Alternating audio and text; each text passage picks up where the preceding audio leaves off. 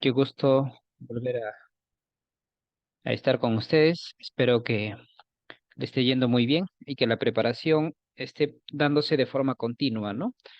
Recuerden que nosotros a través de la academia estamos dando todos los alcances necesarios y los temas que siempre han sido de objeto en en los exámenes. Sin embargo, es necesario revisar como parte en la actualidad los últimos temas en el cual se ha tocado últimamente, como el dengue, ¿no? Siempre es necesario dar unas pequeñas revisiones también porque pueden tocar una y otra pregunta de ello. Entonces, hoy tenemos la clase de atención farmacéutica. Es un tema muy interesante y sencillo a la vez. Sin embargo, vienen 10 preguntas. Por lo tanto, es muy importante tenerlo en cuenta, ¿no? Entonces, ya se van a dar cuenta ustedes que no es complicado. La atención farmacéutica es lo más sencillo, pero no es tan sencillo como parece si es que lo sabemos aplicar y sobre todo comprender las metodologías para hacer lo más importante como parte de la atención farmacéutica, el seguimiento farmacoterapéutico. Voy a compartir mi pantalla e iniciamos de inmediato. ¿Han tenido alguna dificultad en el transcurso? ¿Cómo están viendo? ¿Tienen acceso a a las clases? ¿Todo está yendo bien con ello? Me comentan por el chat si puede.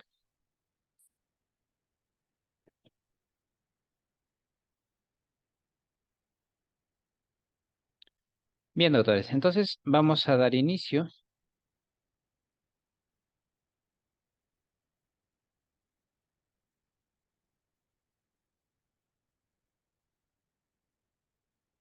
Muy bien. Ya ustedes me conocen, ¿no? Ya hemos llevado las clases de farmacología, toxicología, análisis clínico y conmigo será esta última clase de atención farmacéutica. Aún quedan todavía las otras clases con los demás docentes. Muy bien. Iniciamos entonces con la atención farmacéutica. En realidad parece ser un tema tan sencillo y muchos colegas manifiestan que hacen atención farmacéutica. Es más, todos mencionamos que hacemos atención farmacéutica. Y si revisamos las bases, la, la teoría que sustenta realmente la práctica de la atención farmacéutica, nos vamos a dar cuenta que muchos de nosotros no lo cumplimos. Nos quedamos en el camino o cumplimos ciertos parámetros, pero no hacemos atención farmacéutica como tal. Entonces, vamos a ver qué es lo que implica este proceso de atención farmacéutica.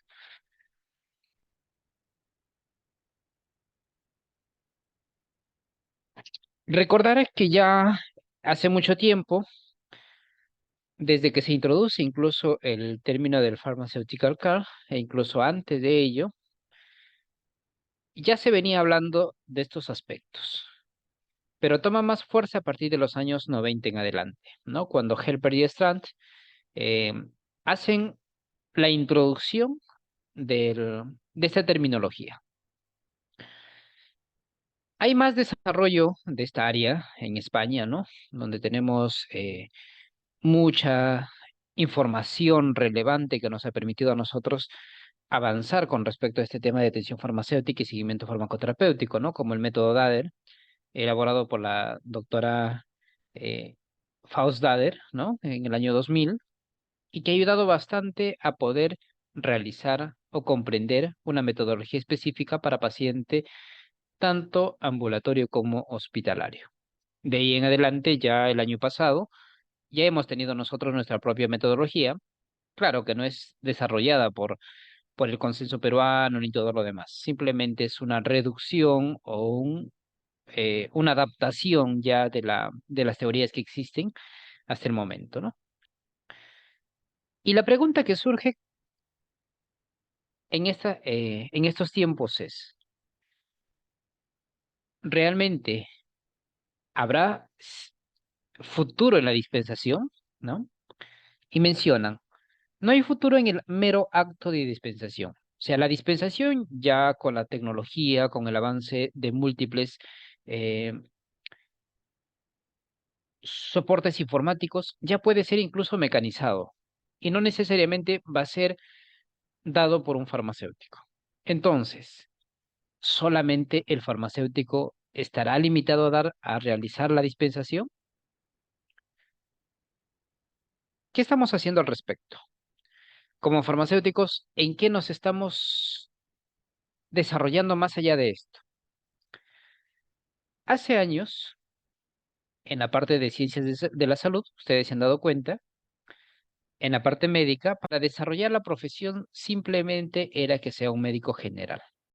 Hoy, en la actualidad, un médico general viene a ser casi como una persona que tiene muchas limitaciones para poder desarrollarse en hospitales de alta complejidad. Se necesita especialidad y subespecialidad. Ese mismo aspecto está pasando en los farmacéuticos. La base inicial, como ustedes están aspirando, es el Serums. Todos van a ser el Serums. Es muy importante. Esto abre el camino ¿para qué? Para realizar la especialidad. Entonces, en un futuro, ya lo que se va a aspirar con mayor fuerza es a ser un especialista, ya no quedarse como un farmacéutico como tal. Pero si es que no tenemos esa oportunidad, probablemente, entonces vamos a desarrollar la atención farmacéutica, que es nuestra identidad, donde se encuentra el acto farmacéutico, ¿no? Así como existe el acto médico, nosotros tenemos el acto farmacéutico. Muy bien. Helper y Strand ya mencionaban en el 99 que es necesario la reprofesionalización de la farmacia, ¿no?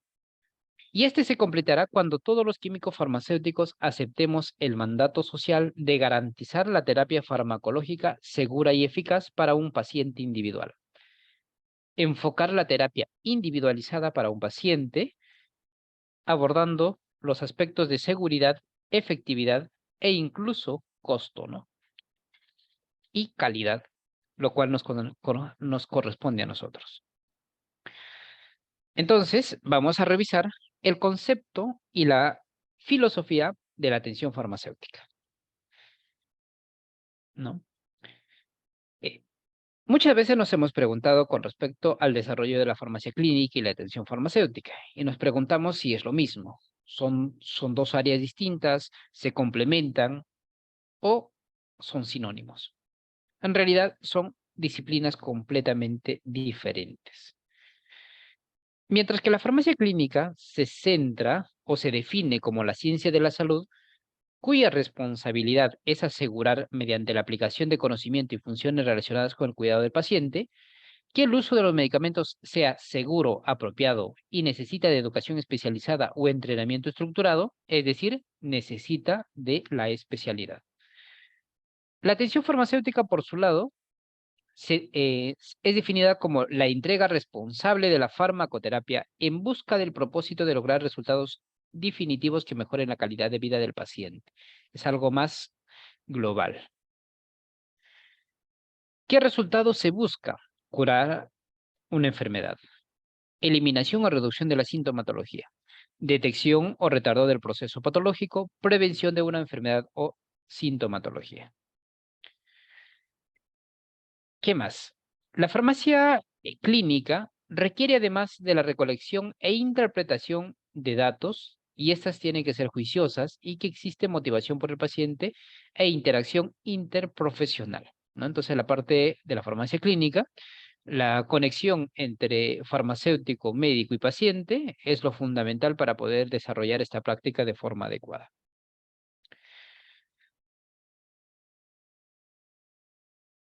¿Cómo se ha dado el desarrollo de la farmacia clínica? ¿No?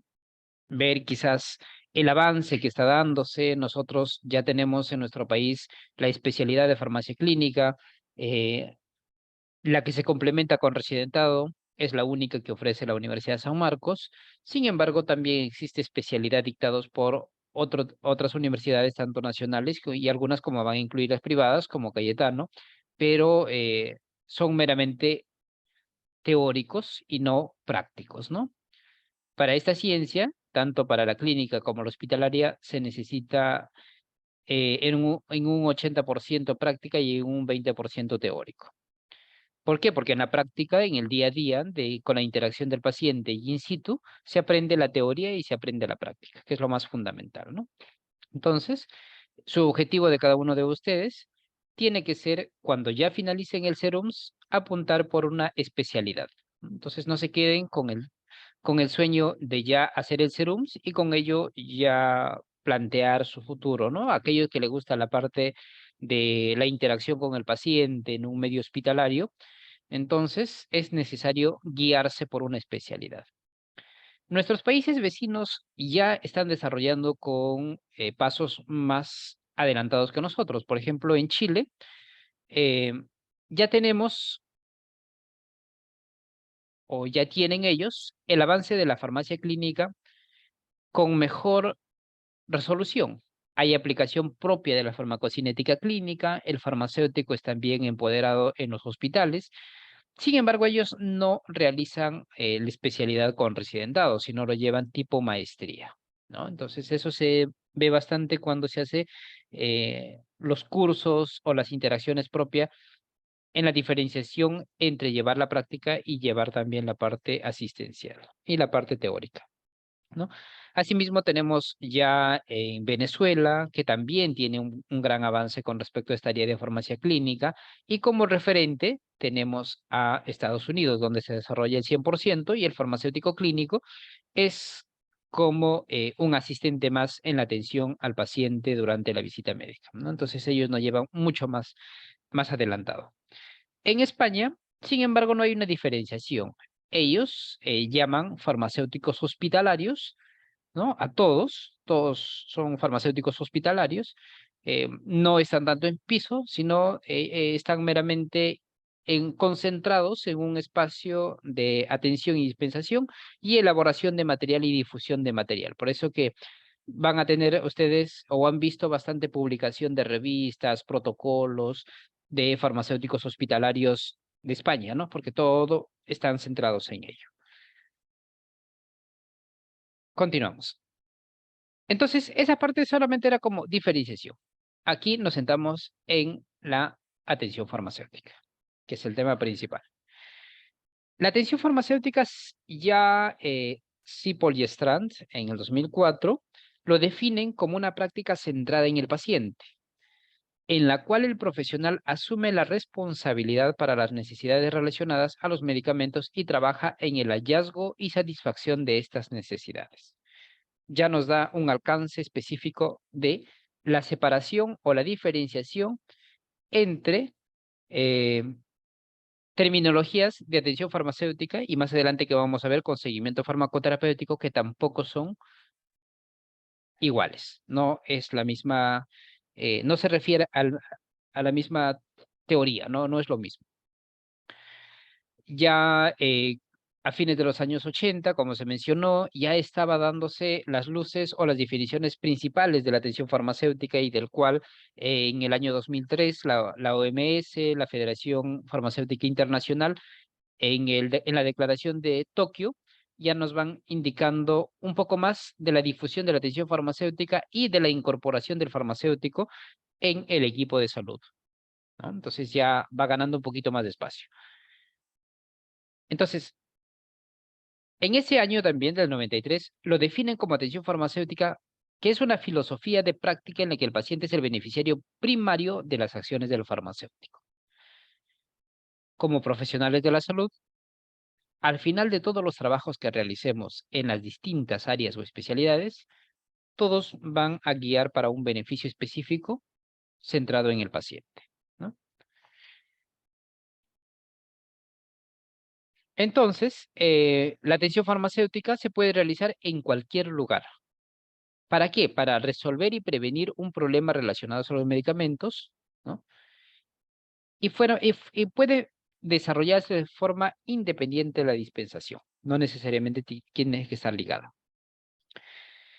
Los beneficios de la atención farmacéutica eran mejorar las farmacoterapias y los resultados que pueden tener los pacientes, conocimiento conjunto de los profesionales del equipo de salud, menor número de hospitalizaciones, ¿no? Si el farmacéutico tiene una buena intervención, claro, está con una buena base en la farmacología, la farmacocinética, que es lo principal para el manejo de los fármacos en estos pacientes. Entonces, se contribuye bastante a que el paciente se resuelva de una forma más rápida de algún proceso infeccioso, por ejemplo, que es lo más habitual, que ya requiere un tratamiento específico, o alguna otra patología que requiere un tratamiento también específico y que puede mejorar la calidad de vida del paciente. La disminución de la estancia hospitalaria, el menor coste posible, incluso utilizado, mejorar la calidad de vida del paciente y una participación en el cuidado.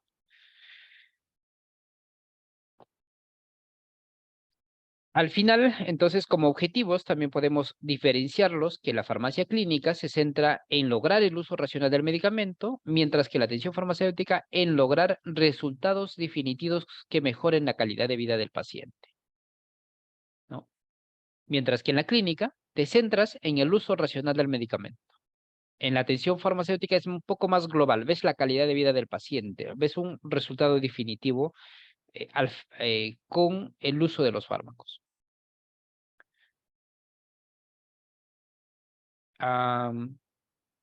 Los beneficios, como vimos, ya son tanto para el paciente como para las instituciones, ¿no? En las instituciones se postula que beneficios similares, tanto para la clínica como la atención farmacéutica, pueden ser muy importantes, ¿no? Para poder centrarse o integrarse en equipos multidisciplinarios, ¿no? Y también disminuir la morbimortalidad en los pacientes.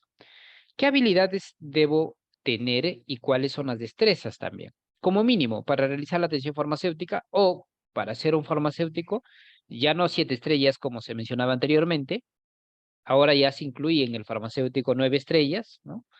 ¿No? Anteriormente solamente la OMS había indicado como el farmacéutico 7 estrellas, hoy han agregado 2 más a ello. Entonces, uno tiene que tener una comunicación efectiva, saber manejar los conflictos. Los pacientes vienen con múltiples problemas, tanto mentales, físicos, que afecta su calidad de vida y que necesitan la atención de un profesional de salud. Y en la primera línea de atención está un farmacéutico. Es más, debería estar un farmacéutico en la oficina farmacéutica, ¿no? Como tal, en una botica o en una farmacia. Si es así, es donde el paciente tiene la conexión directa para resolver su problema de salud. Además, debe ser creativo para difundir la información, para compartir la información y sobre todo para que el paciente comprenda cuáles serían los riesgos si no es usado el medicamento de forma apropiada y cuál es el beneficio al utilizar correctamente el medicamento. Es decir, contribuir al uso racional del mismo. Debe tener un espíritu emprendedor, ¿no? Cada día ver algo mejor para el servicio, para la atención farmacéutica, ¿qué debo hacer un poco más allá? Y sobre todo, la resiliencia. ¿Qué conocimientos necesito para desarrollar la farmacia clínica? Debo conocer fisiología, patología, farmacología básica y clínica, farmacoterapéutica, toxicología, farmacocinética clínica. Aquí viene la interpretación de exámenes de laboratorio, el análisis clínico como tal cuando desarrollamos la clase, la farmacoepidemiología, farmacoeconomía, economía en salud, salud pública, análisis crítico de la literatura, formulación y evaluación de proyectos. ¿Y qué necesito para hacer atención farmacéutica? Todos los conocimientos de farmacia clínica. ¿Ah? Entonces, atención farmacéutica no es tan sencillo como suena. Todo lo que ustedes han visto en lo anterior para farmacia clínica, debo conocer para realizar una atención farmacéutica. Vamos a ver ahora los problemas relacionados con los medicamentos, en el cual se centra la atención farmacéutica, ¿no? Para ello se hace la atención farmacéutica para poder identificarlos y resolverlos, o prevenirlos incluso.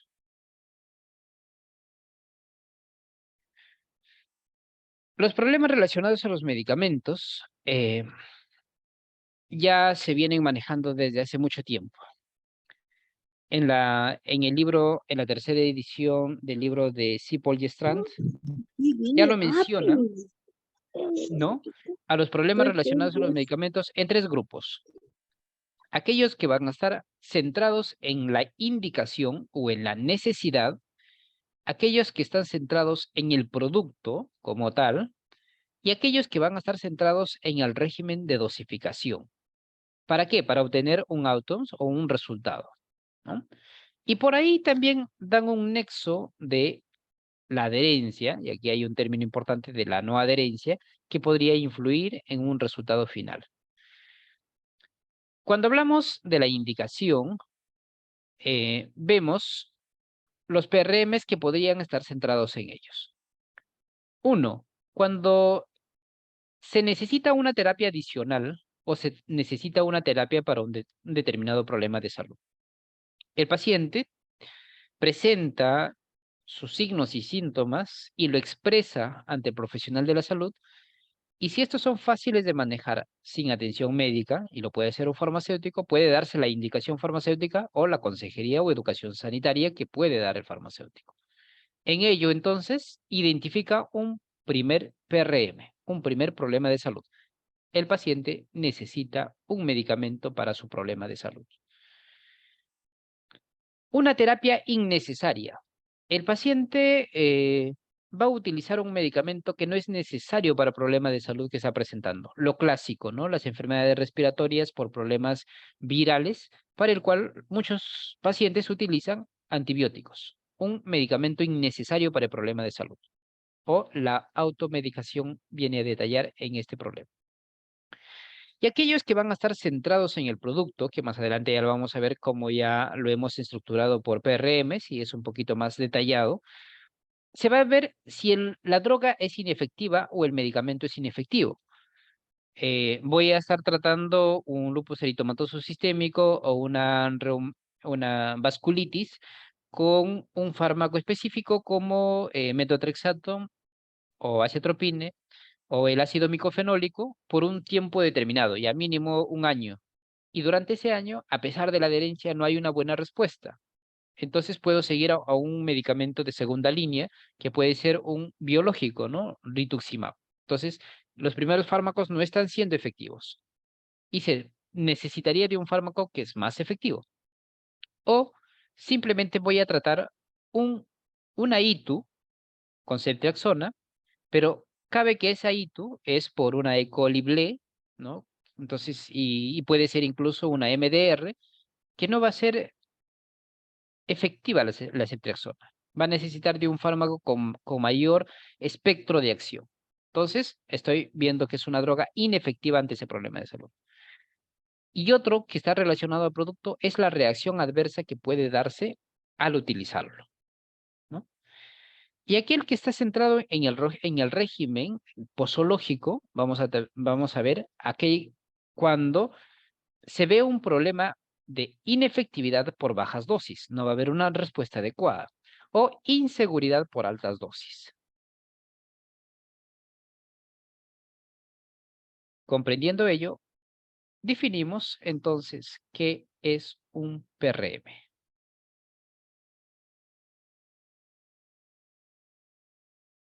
Un PRM se define como un problema de salud experimentado por el paciente, como resultado clínico negativo derivado de la farmacoterapia, que por su interferencia real o potencial no permite conseguir el objetivo terapéutico esperado o genera efectos no deseados. Tenemos la definición que se establece por la normativa del MINSA en el 2011, ¿no? En el decreto en la 014 del 2011 tenemos como definiciones. Hoy ya tenemos la definición más precisa, quizás, o es la misma réplica utilizada en la resolución ministerial la 544, que viene a ser en el Manual de Buenas Prácticas de Oficina Farmacéutica. ¿Cómo ha sido el avance entonces de los PRMs? Y estos han sido objeto de preguntas. Durante estos últimos años se han preguntado, ¿en qué año se dio el primer consenso de Granada? ¿No? Se dio en el año 98. ¿Qué otras preguntas ha venido? ¿En qué año se dio el segundo consenso de Granada? En el 2002. ¿Y en qué año se dio el tercer consenso de Granada? Es en el 2007. ¿Qué nos permite conocer ello? Que las definiciones han cambiado. pero para centrarse más en la atención española y no en la americana. Nosotros nos hemos quedado con el segundo consenso de Granada. Quizás es el más práctico, más habituable y una forma de mejor adaptación a nuestro contexto. En el primer consenso de Granada, la definición del PRM y en el segundo consenso de Granada se mantiene. En el tercer consenso de Granada, sin embargo, los PRM vienen a ser las causas de los ERNM, de los resultados negativos asociados a la medicación. Entonces, ya no resuelven un PRM, sino resuelven un resultado negativo asociado a la medicación. Y un PRM va a ser una causa de un RNM. Y ya no es clasificado como PRM1, PRM2, PRM3, 4 y 5 y 6. Simplemente es agrupado por necesidad, efectividad y seguridad y sin numeración. Lo cual puede ser muy ambiguo quizás para nosotros poder hacer un informe, poder hacer una intervención, ¿no? En nuestros seguimientos farmacoterapéuticos.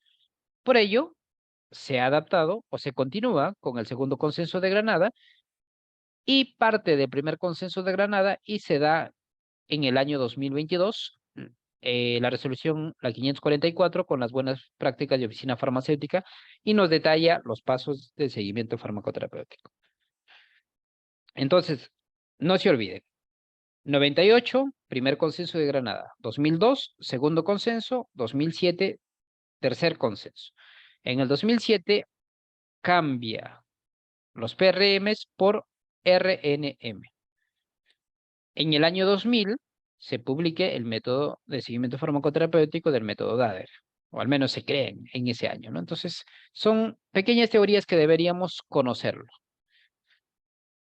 ¿Por qué les digo yo? Porque ha sido pregunta repetitivas casi en la mayoría de los exámenes que han pasado anteriormente.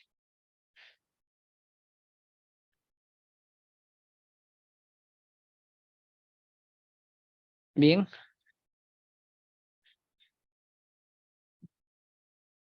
el algoritmo que utilizaban también el Cipoll y Strand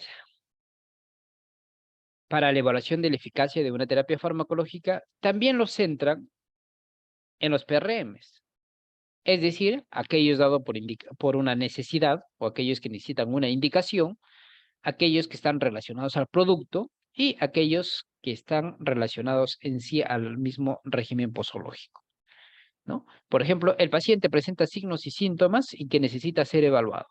O presenta alteraciones anormales de laboratorio que también necesita ser evaluado y por lo tanto necesita una terapia, ¿no? Dar un gold estándar o un fármaco apropiado para esa indicación, para ese problema de salud. ¿Y esto a qué me llevaría? A una efectividad. ¿Y cómo voy a ver la efectividad? ¿De qué manera lo voy a medir o visualizar? Sea de forma cualitativa o cuantitativa, mediante resultados de laboratorio o la evolución clínica del paciente. Además de eso, también debo centrarme en las reacciones adversas del medicamento y la toxicidad. ¿Por qué? Porque esto se va a ir reflejado también en la condición clínica y laboratorial del paciente. Si el paciente utiliza un fármaco que es nefrotóxico, puede desarrollar una lesión renal aguda. Si utiliza un medicamento que es cardiotóxico, ¿no? Como los oncológicos, estos que son derivados de las tetraciclínicas, ¿no? La doxorubicina, por ejemplo, es un cardiotóxico, entonces me estaría generando una cardiotoxicidad y me estaría dando una cardiopatía, que me da un resultado clínico con empeoramiento de la calidad de vida del paciente.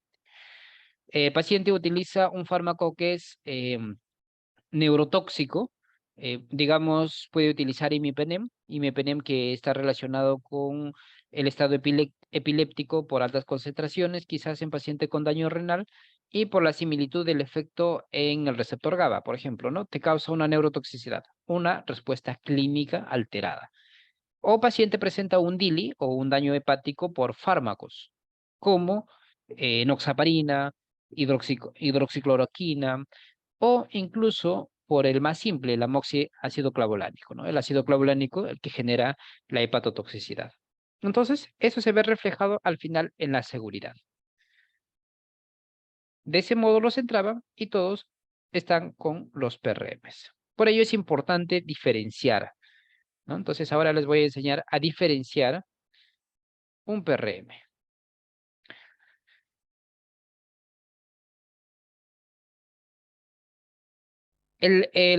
La resolución ministerial a 544 del 2022, aprobada y que ha tenido una observación, ¿no?, en este año y que entra en vigencia recién en noviembre, mantiene la clasificación de los PRMs de la siguiente forma.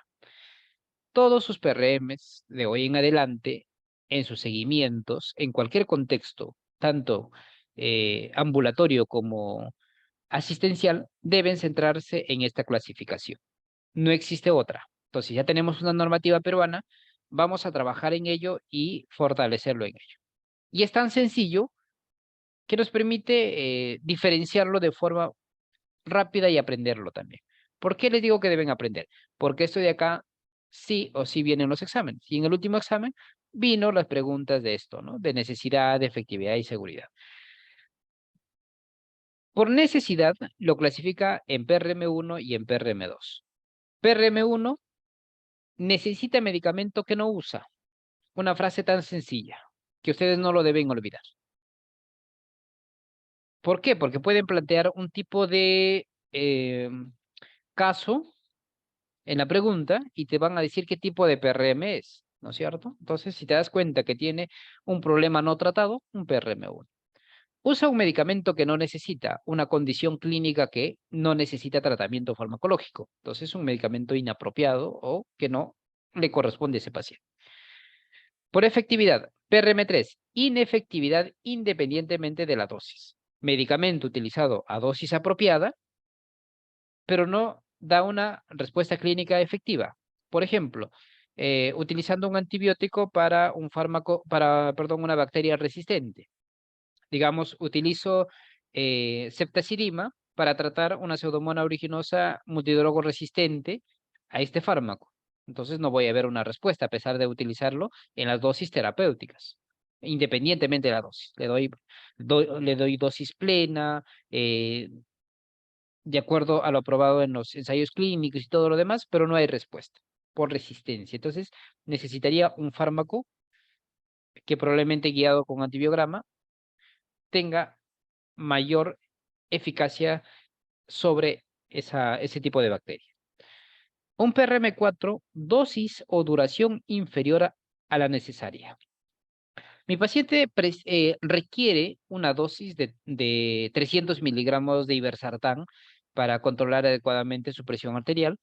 Sin embargo, le estoy tratando con dosis mínima de 75 o 150 al día.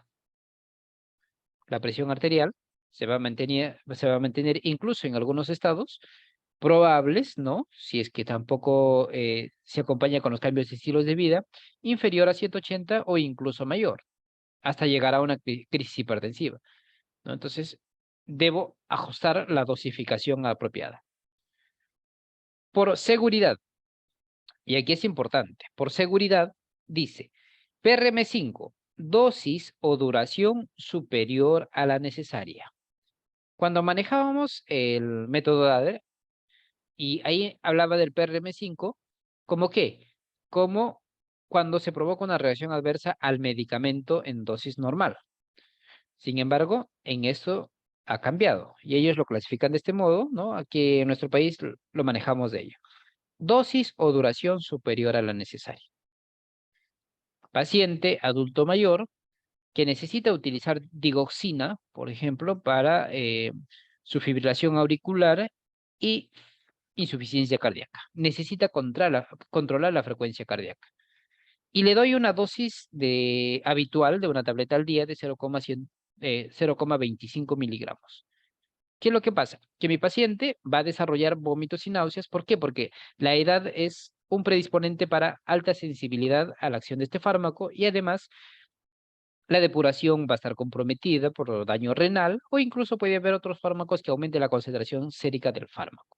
Y por esas propias condiciones voy a tener altas concentraciones de digoxina que podría causarme que una reacción adversa grave, ¿no? Que puede ser, por ejemplo, la aparición de cubeta digitálica en el electrocardiograma acompañado de vómitos, náuseas y las arritmias, ¿no? Entonces, una intoxicación digitálica. Y 6, provoca una reacción adversa al medicamento, ¿no? Entonces, le doy furosemida a 80 miligramos diario, dosis habituales, quizás en una insuficiencia cardíaca, o incluso voy incrementando para forzar la diuresis, y resulta con una acidosis metabólica, que es una reacción propia de estos fármacos. Entonces, se está apareciendo en la utilización apropiada de la dosis que estoy dando a ese paciente. ¿Qué mejor pueden comprender ustedes con los ejemplos y en cada uno de ellos? Entonces, para ello, no deben olvidar lo siguiente. Para yo saber qué es un PRM1, me pueden plantear un contexto distinto, me pueden plantear una pregunta reformulada con cualquiera de estas tres terminologías. Un PRM1 cuando se necesita una terapia preventiva. Por ejemplo, la terapia preventiva con medicamento es necesaria para reducir el riesgo de desarrollar una nueva afección. Entonces necesito un tratamiento preventivo. ¿En qué contextos? En pacientes inmunosuprimidos, por ejemplo, que puedo dar un tratamiento para algún tipo de infección oportunista, alguna bacteria oportunista o algo, ¿no? Entonces una terapia preventiva durante ese desarrollo. Puede ser. Entonces, hay un PRM1. Necesita un medicamento de forma preventiva para evitar una nueva afección. Condición no tratada. El paciente requiere reiniciar una terapia, ¿no? El paciente se hospitaliza y en ese contexto vas a ver que entra por una hipertensión arterial alta o con una crisis hipertensiva. Sin embargo, además de ello, también puede estar presentando una hiperplasia benigna prostática que puede estar empeorando su función renal por obstrucción, ¿no? Entonces, ¿qué es? No está siendo tratada, necesita un medicamento adicional igual. Y el otro contexto es una terapia sinérgica. Voy a necesitar de un fármaco adicional para poder lograr vencer la resistencia bacteriana, por ejemplo, ¿no? Hablo de Pseudomonas aeruginosa, multidrogo resistente, resistente a meropenem, pero sensible a colistina. En la combinación de ambos, que ya vamos a ver más adelante, cuando se utiliza de forma apropiada, ¿no? Meropenem más colistina, la terapia dual vence la resistencia y tiene un efecto sinérgico positivo. Y entonces necesita una terapia adicional, sinérgica, para poder controlar esta afección. O en patologías no infecciosas, como que la presión arterial, diabetes mellitus, que no necesariamente se puede controlar con un fármaco, sino necesita más de un fármaco. Tres contextos entonces que no deben olvidar ustedes para identificar un PRM1.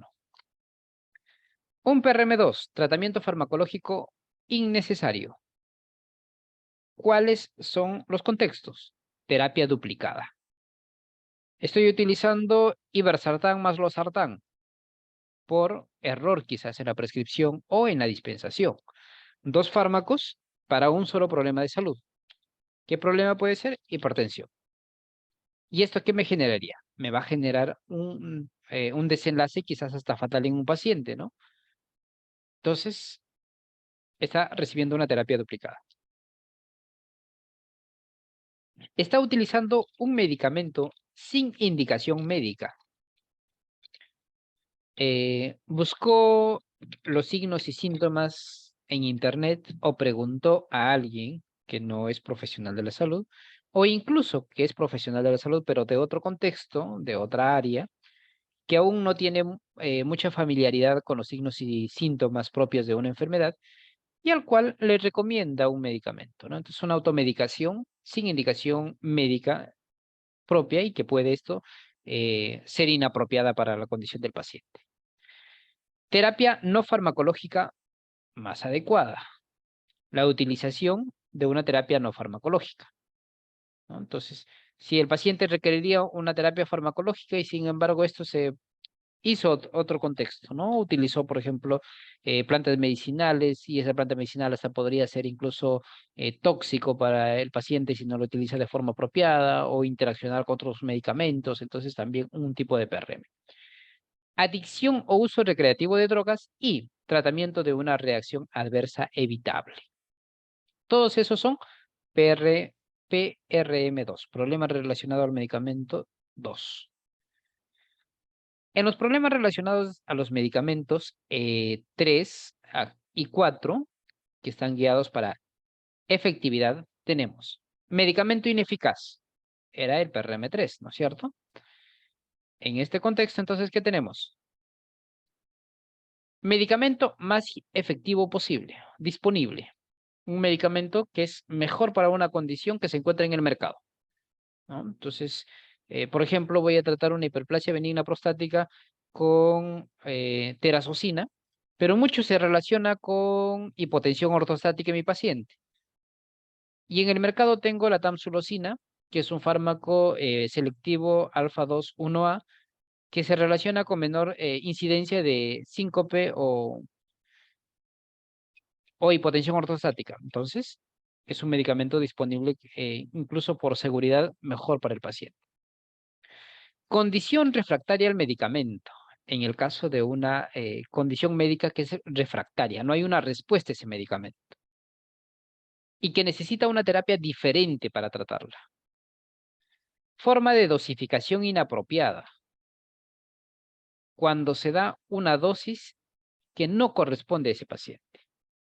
Contraindicación presente. El medicamento está contraindicado en ese paciente, ¿no? Entonces, por ejemplo, utilizas un hipolipemiante en un paciente, digamos la niacina, en un paciente que tiene gota, por ejemplo, va a exacerbar el problema. Está contraindicado en esos pacientes. Medicamento no indicado para la afección. Entonces, si está recibiendo un medicamento que no está siendo apropiado para su problema de salud, entonces esto no es eficaz, por lo tanto no hay una respuesta. Entonces es una inefectividad. El más amplio, el 4, en el que siempre vienen las preguntas, ¿no? Y aquí, por ejemplo, tenemos dosis ineficaz, dosis demasiado baja para producir una respuesta deseada. Esto es lo más clásico que te van a preguntar en el examen del ENAF y planteando contextos clínicos pequeños, indicando de unas dosis bajas para un problema de salud, por ejemplo. Necesita monitoreo adicional. Se requiere parámetros clínicos o de laboratorio para determinar si la dosis es demasiado baja para el paciente. Por ejemplo, estoy utilizando vancomicina en un paciente con un enterococo que este está relacionado con concentraciones séricas de 15 a 20, por ejemplo, en Valle. Y le estoy dando 500 cada 8, 1500 al día para un paciente de 70 kilos, alto y todo lo demás. Y si realizo la monitorización terapéutica, ¿no? El dosaje y todo lo demás, puede encontrar una dosis inferior a la que necesita. Entonces, necesita ajuste. Entonces, necesario de una monitorización adicional. Frecuencia inapropiada. El intervalo de dosificación que puede hacer que la concentración estacionaria o el valle de mi medicamento sea inferior. Por lo tanto, no va a haber una respuesta, ¿no? Por ejemplo, en la frecuencia inapropiada, voy a tratar una condición, digamos, una infección, voy a tratar con meropenem. Tiene una buena función renal el paciente y le voy a dar 1 gramo cada 24 horas. Probablemente alcance una concentración máxima y va a descender por debajo de la MIC, ¿no? De la concentración mínima inhibitoria. Por lo tanto, no va a haber una respuesta apropiada. Administración incorrecta. Tengo mi medicamento que es para vía intramuscular y le voy a aplicar por vía endovenosa. Los excipientes de utilización probablemente no sean los mismos y por lo tanto la forma de liberación y disposición del fármaco no sea la correcta. Y esto me daría una respuesta inapropiada. Interacción farmacológica. ¿Qué quiere decir? Una interacción que disminuya la concentración sérica del siguiente fármaco. Por ejemplo, voy a dar rifampicina más warfarina. La rifampicina va a inducir el metabolismo de la warfarina y la warfarina se va a eliminar más rápido. Y la respuesta en el ajuste del INR para el paciente se va a ver afectada. Si mi paciente está cursando, digamos, tiene una válvula mecánica y necesita sí o sí una anticoagulación con warfarina, antes de adquirir una tuberculosis, se trataba con 5 miligramos diario y controlaba un INR entre 2.5 y 3.5 o 2 o 3, pero utiliza rifampicina y cae. Necesito dosis más altas de warfarina. ¿Por qué? Porque la interacción que se está dando está aumentando la eliminación del fármaco. Almacenamiento incorrecto. Aquellos fármacos que son termolábiles y fotosensibles, que ante la exposición ante la luz y el calor en los siguientes van a perder su potencia. Duración inapropiada. Necesito una terapia mínima para 5 o 10 días y le doy por un día.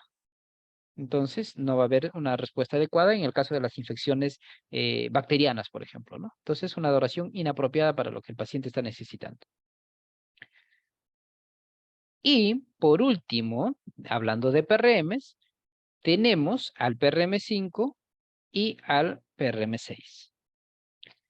En el PRM5, dado por una dosis demasiado alta, ¿no? Guiados por nuestras buenas prácticas de oficina farmacéutica, que ya contamos. ¿Y qué es lo que indica? Doy una dosis demasiado alta. La dosis del medicamento es demasiado alta para el paciente, para la edad, ¿no? Para la condición física. Mi paciente está desnutrido y voy a dar un medicamento que tiene un volumen de distribución alto, la cual va a causar incluso que este fármaco se vaya a concentrar más en sangre y va a causar una toxicidad, ¿no? La digoxina es un efecto clásico. Un paciente desnutrido, digoxina tiene un amplio volumen de distribución que se almacena más en tejido y al haber poco tejido, ¿qué es lo que va a causar? Va a aumentar la concentración sérica y por lo tanto la toxicidad del mismo. Necesita monitoreo adicional. Requiere parámetros clínicos o de laboratorio para determinar si la dosis es demasiado alta. Entonces necesito realizar el dosaje, por ejemplo, ¿no? De un fármaco de un estrecho margen terapéutico para ver si el problema que está presentando es por el fármaco o es por una enfermedad. Frecuencia demasiado corta.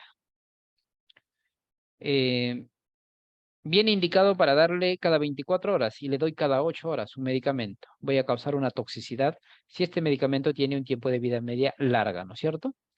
Duración demasiado larga, ¿no? Entonces mi paciente necesita una terapia, por ejemplo, está desarrollando un cuadro de dermatomiositis o está cursando eh, un cuadro reumatológico para el cual requiere un pulso de metilprednisolona. Y los pulsos de metilprednisolona están indicados máximo 5 días a dosis altas de estos corticoides. Y el médico se olvidó de cambiar, ¿no? En la evolución diaria, si se hizo el copy-paste diario normal, y continúa más de un mes utilizando. ¿Qué va a desarrollar? Los efectos adversos clásicos de altas dosis de corticoides, ¿no? E incluso hasta bajas dosis, pero altas dosis que puede ser incluso más letal para el paciente que la propia enfermedad. Interacción farmacológica que aumenta la acumulación del fármaco, y aquí hay bastantes. Aquellos que van a interferir en la eliminación, aquellos que van a interferir en la absorción. Los clásicos quizás que se aumentan por, por que van a causar más acumulación, por ejemplo, espironolactona, digoxina, ¿no? La espironolactona inhibe la secreción tubular de digoxina y aumenta la concentración sérica de digoxina y por lo tanto va a causar toxicidad por este fármaco, ¿no? Entonces puede ser uno clásico. Y por último tenemos los PRM6, reacción adversa al medicamento. Pero esto de acá no es por dosis alta, es a dosis normal. Puede darse un efecto indeseado, una reacción adversa indeseada, que no está relacionada con la dosis, ¿no? Puede ser idiosincrático, digamos, el paciente desarrolla un Steven Johnson o un DRESS con un determinado fármaco a dosis normal. Entonces, quizás tiene una predisposición por un HLA específico, pero más no está dado por la dosis. Entonces aquí sería una reacción tipo B, ¿no? ¿No es cierto? En ese contexto. Medicamento inseguro para el paciente. Se requiere un producto farmacéutico más seguro debido a sus factores de riesgo del paciente, ¿no? El paciente tiene factores de riesgo y voy a dar un medicamento que no es apropiado para su condición, un neonato o un anciano. Interacción farmacológica. Una interacción farmacológica que provoca una reacción indeseada que no está relacionada con la dosis, ¿no? O por mecanismo distinto, por ejemplo, voy a dar amiodarona a dosis normal y además de eso puedo dar también otro fármaco, un antidepresivo tricíclico, ¿no? Si bien es cierto, no hay una interacción que van a aumentar concentraciones, pero puede tener un efecto aditivo en el torsade de point o incluso en alteración del electrocardiograma, ¿no? Entonces, ¿qué va a causar? Digamos, un alargamiento del intervalo QT, que se generaría una arritmia. Administración incorrecta, si administración por una vía o método incorrecto que le provoca una reacción adversa al paciente. Reacción alérgica, como mencionamos al inicio, un ejemplo clásico, aumento o disminución de la dosis demasiado rápido. Este es clásico ¿de quién? De la vancomicina. Si yo administro la vancomicina de forma más rápida a la indicada, por ejemplo, voy a administrar 1 gramo en 15 minutos, puede desarrollar el llamado síndrome del hombre rojo, ¿no? Por pasarlo muy rápido el medicamento. Entonces, eso es un clásico de PRM6. A ver. ¿Me confirman si todos no logran ver la diapositiva? ¿Es cierto? Sí se logra ver, doctor Wheeler. Ya, excelente, ingeniero. Probablemente sea su internet de los colegas. A ver, voy a cambiar al siguiente y ya. ¿Logran ver la diapositiva?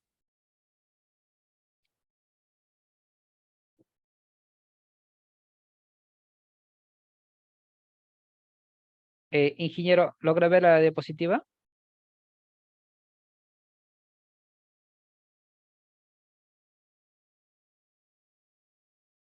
A ver, vamos a ver. Parece que... A ver, un momentito.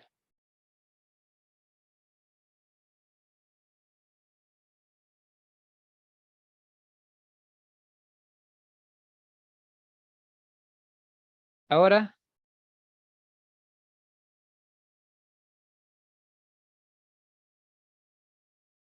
ah,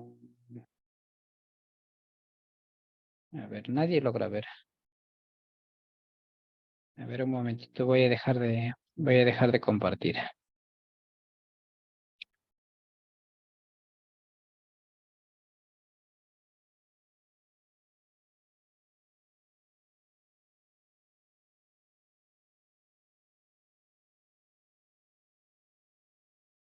Ya.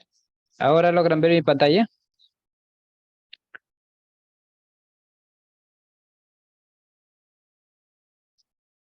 Uf, ¿qué habrá pasado? Ya. Sí, ¿verdad? Sí logran ver mi pantalla ahora. Muy bien. Sin embargo, doctores, en lo anterior, en lo que estamos comentando, son los PRM que ustedes ya van a revisarlo con el material, ¿no? Son los clásicos ejemplos al cual que se manejan en el día a día en los seguimientos farmacoterapéuticos. Ya en lo que ustedes pueden revisar el material se van a dar cuenta con la revisión o la explicación que se le ha dado. Continuamos entonces con los métodos de seguimiento farmacoterapéutico.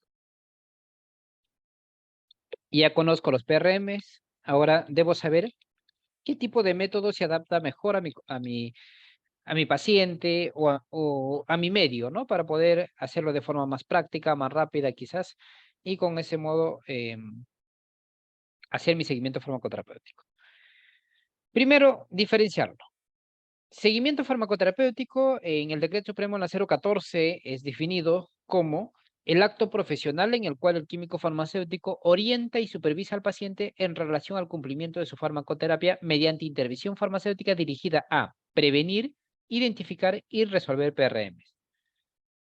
Atención farmacéutica lo define como acto del profesional químico farmacéutico para la mejora y el mantenimiento de la salud y la calidad de vida del paciente, en los cuales se realiza mediante prácticas correctas de ¿qué? Dispensación y seguimiento farmacoterapéutico para ese entonces. ¿Qué nos dicen los españoles, los americanos con respecto a la atención farmacéutica? Ellos mencionan y todos postulan lo siguiente.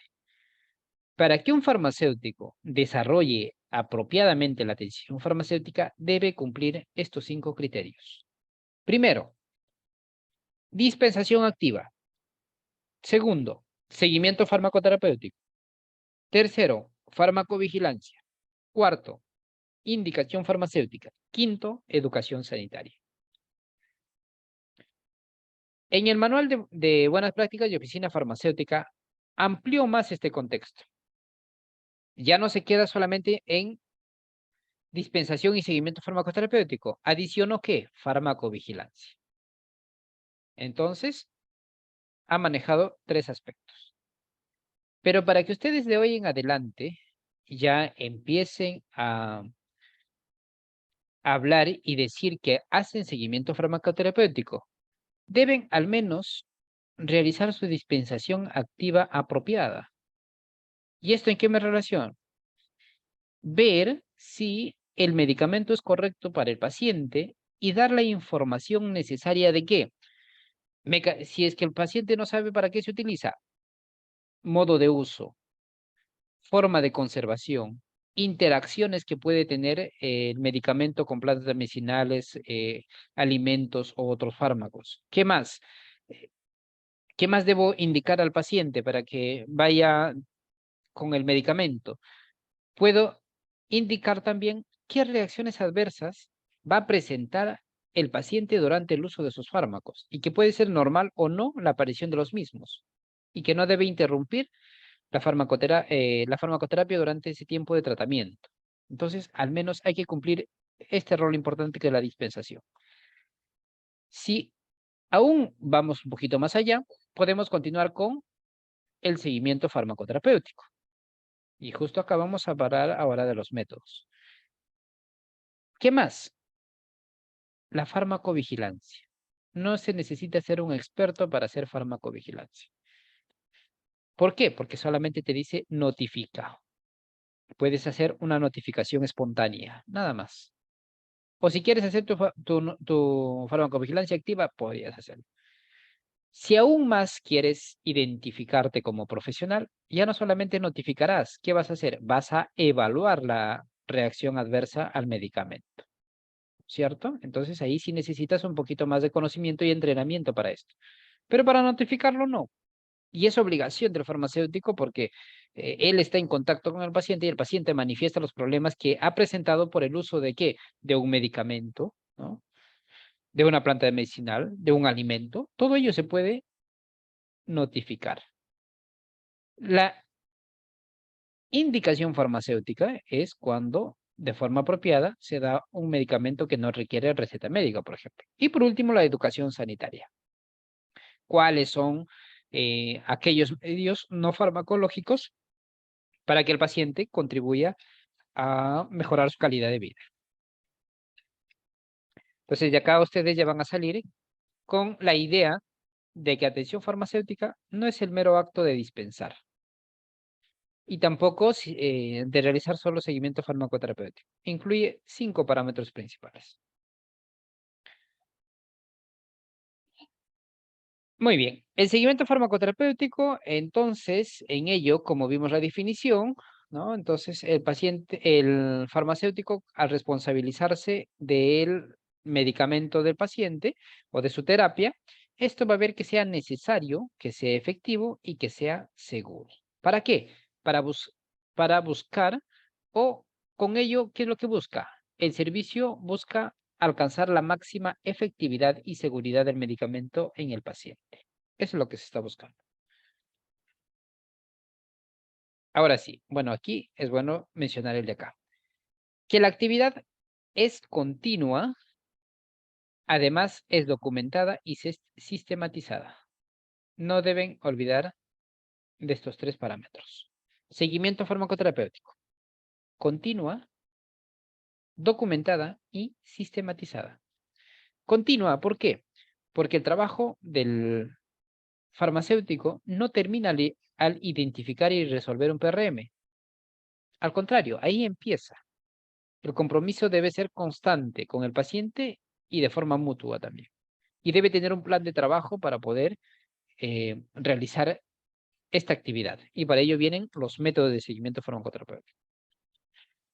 Toda actividad que realice el farmacéutico debe estar documentada.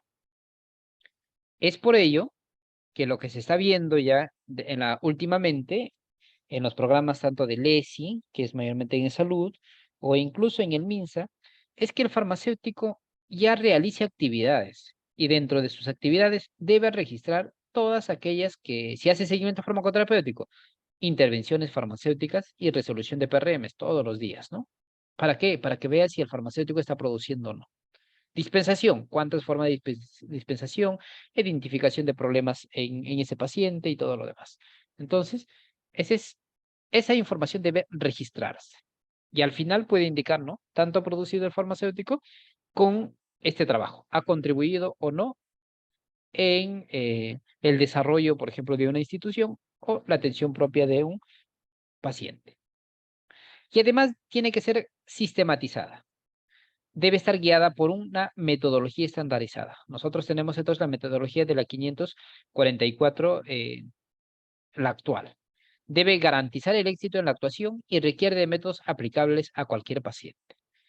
Y justamente este último que nos han dado en el Manual de Buenas Prácticas de Oficina Farmacéutica es el que se ajusta a cualquier paciente, tanto del ámbito privado como aquellos del ámbito público. Muy bien. Ahora voy a ver los métodos de seguimiento farmacoterapéutico. Existen, ya digamos hasta el momento, anteriormente teníamos estos 4 del Colegio Americano, el SOAP, gestión de casos clínicos, ¿no? Desarrollado por el Hospital Militar, ¿no? El método DADER y por último ya tenemos el método incluido en las buenas prácticas de oficina farmacéutica. Entonces, debo conocer estos de acá, debo conocerlos. ¿Por qué? Porque pueden preguntar en el examen. Pero ¿en cuál van a centrarse más? En las buenas prácticas de oficina farmacéutica, donde detalla el método de seguimiento farmacoterapéutico adaptado a nuestro país. Pero vamos a conocerlo entonces de qué tratan estos métodos. El método del Colegio Americano de Farmacia Clínica tiene los siguientes procesos. Primero, ¿no? Cuando el farmacéutico se encarga del cuidado de salud del paciente o va a realizar el seguimiento farmacoterapéutico en el paciente, centra esta metodología. Al final todo se parece, ¿no? Se encuentra primero con la recopilación de la información, que en todos los métodos vamos a iniciar con la recopilación de la información, ¿no? Con solicitar al paciente tanto la información de signos y síntomas que presenta, la información de los análisis, ¿no? Tanto cualitativos o cuantitativos que tenga el paciente, los medicamentos que presenta y todo aquello que utilice el paciente. Luego va a evalúa los problemas que tiene el paciente y lo relaciona si se debe a un medicamento, si se debe por falta de un medicamento o por alguna otra condición. Luego planifica, una vez que ya ha evaluado, ha identificado su PRM, va a planificar, va a desarrollar un plan individualizado. Si encontró un PRM, lo va a solucionar, ¿no? Planifica en qué modo lo va a realizar. Y luego implementa, ¿no? Interviene directamente, ¿no? Y hay una intervención dirigida al médico, por ejemplo, puede decir cambia la dosis, adiciona tal fármaco, o una dirigida al paciente. Puedes mejorar tu adherencia al tratamiento, debes tomarlos en tales horarios. Si vas a tomar levotiroxina, tómala en ayunas todos los días, ¿no? Es un método práctico, entonces dirigida al paciente. ¿Por qué? Porque mi paciente puede estar tomando su levotiroxina después que come, ¿no? 8 o 9 de la mañana, y esta puede estar teniendo una inefectividad porque no se está alcanzando las concentraciones adecuadas. Al hacer todo ello, hace un seguimiento, monitorea y evalúa. Entonces, el proceso se vuelve continuo. Entonces, necesita una comunicación, una documentación y además una parte colaborativa. Médico, farmacéutico y paciente, que la primera línea es principal. Entonces, no olviden, y aquí recuerden por estas siglas, ¿no? RE, PI, REPIS. Recopila, evalúa, planifica, implementa y seguimiento. Son los principales pasos del método que utiliza el Colegio Americano de Farmacia Clínica. El SOAP, ¿no? Es un acrónimo que utiliza mucho la parte médica, incluso para hacer sus evoluciones, pero que también se puede aplicar. Nosotros ya lo hemos adaptado esto, por ejemplo, para evaluación de un PRM, ¿no? En el subjetivo, voy a anotar toda la parte subjetiva, aquello que no es medible, todos los síntomas que presenta el paciente. Y en el objetivo voy a colocar todos los signos del paciente, hallazgos de examen físico y todos aquellos resultados que van a ayudar a identificar un problema en el paciente. Luego voy a evaluar, identifico el PRM, lo evalúo, realizo mi plan de estudio incluso para ver primero la revisión por patología y luego por medicamento, determino el PRM, lo soluciono y planteo mi alternativa. Y al final termino en un plan, ¿no? Detallada para el paciente y para el médico. Y eso es el SOAP. El método de gestión de casos clínicos, adaptado también tanto del proyecto de Granada, ¿no? En PRMs, PRM 1, 2, 3, 4 y 5 y 6. Esto fue dado por unos alumnos, ¿no? En sus trabajos, bueno, profesionales ya en trabajos de tesis, ¿no? Y con ello fueron aplicándolos. ¿Y qué incluye? Selección, recolección de datos, evaluación e intervención, que es lo mismo a lo anterior. Y aquí viene ya el método DADER, ¿no? Método DADER, ya publicado en el año 2003 como tal, ¿no? Incluso el último. Y esto sí tiene una parte más específica y se centra en 7 pasos principales. Quizás este es lo que lo manejamos más o al menos nos han enseñado en el pregrado, la de mayor utilización. E inicia con la oferta del servicio. Si mi paciente es ambulatorio, ¿esto dónde lo voy a hacer? En la oficina farmacéutica. Llega el paciente por un requerimiento de un medicamento, ya sea con o sin receta, y voy a identificar según mis criterios de selección, ¿no? Porque no puedo seguir a todos los pacientes. Alguien solamente necesitará un consejo, que puede ser una intervención simple, o otros van a requerir una intervención que es más compleja porque el farmacéutico va a poder estudiar más a fondo su problema de salud y sus medicamentos. Entonces, ofrezco mi servicio. Y al ofrecer el servicio de seguimiento farmacoterapéutico tiene que ser claro y preciso en la información que brinda y no generar falsas expectativas, sino indicar que puede ser beneficiario con este seguimiento, pero que no se va, por ejemplo, a resolver su problema de salud. Si es diabético, no le vas a decir que con ello va a conseguir la cura definitiva, ¿no? Sino el control de su enfermedad y evitar el avance propio de esta misma. Una vez identificado al paciente, el paciente dice acepto, voy a participar en ello y es colaborativo, entonces voy a planificar la primera entrevista. Para esta primera entrevista, le vas a indicar a tu paciente que traiga toda su información necesaria que te va a ayudar a ti a elaborar tu historia farmacoterapéutica. ¿Y esto dónde viene? En la fase de situación. Acá es la parte documentaria. Voy haciendo preguntas abiertas, semiabiertas y preguntas cerradas. Abiertas para conocer más signos y síntomas, semiabiertas, algo específico que quiera conocer, y aquellas cerradas, por ejemplo, qué medicamento toma, algo simple, para que no se explaye mucho y también no se vuelva ambigua la conversación.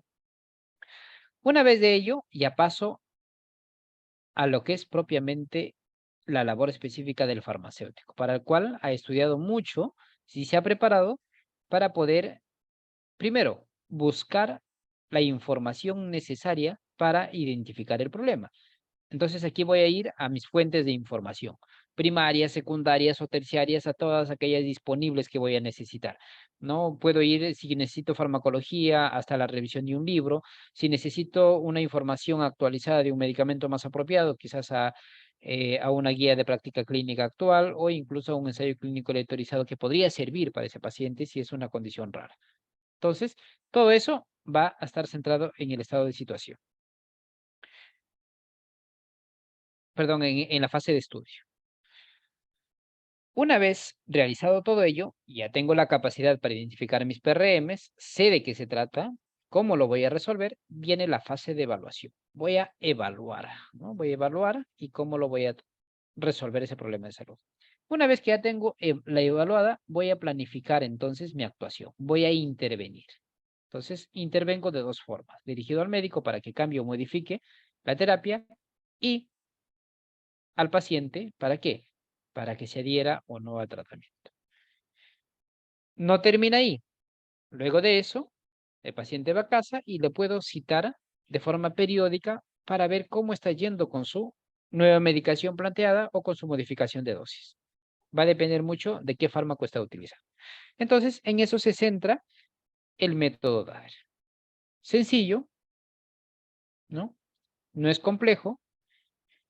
Apréndalo cuáles son los pasos específicos, les van a preguntar en el examen, ¿no? Te pueden colocar incluso en qué fase del método DADER voy a elaborar mi historia farmacoterapéutica, ¿no? Por ejemplo, les pregunto a ustedes, ¿en qué fase del seguimiento farmacoterapéutico realizo mi historia farmacoterapéutica? A ver, sus respuestas pueden ser por el chat.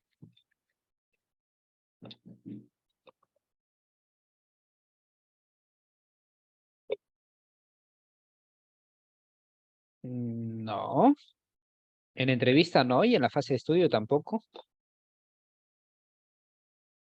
Voy a hacer en la fase de situación. Recuerden, fase de situación. La parte documentaria, la elaboración de que estos van a darse casi en simultáneo con la primera entrevista. Estoy dando mi primera entrevista y voy armando mi estado de situación. Voy generando mi historia farmacoterapéutica. Acá.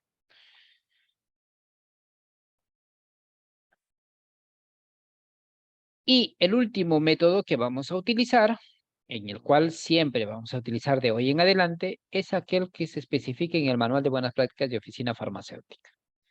Y acá nos da en 5 pasos específicos. Explicación del servicio al paciente. Análisis de la situación del paciente, en especial el que se encuentra hospitalizado, hace mención. Plan de intervención farmacéutica, evaluación y seguimiento y registros.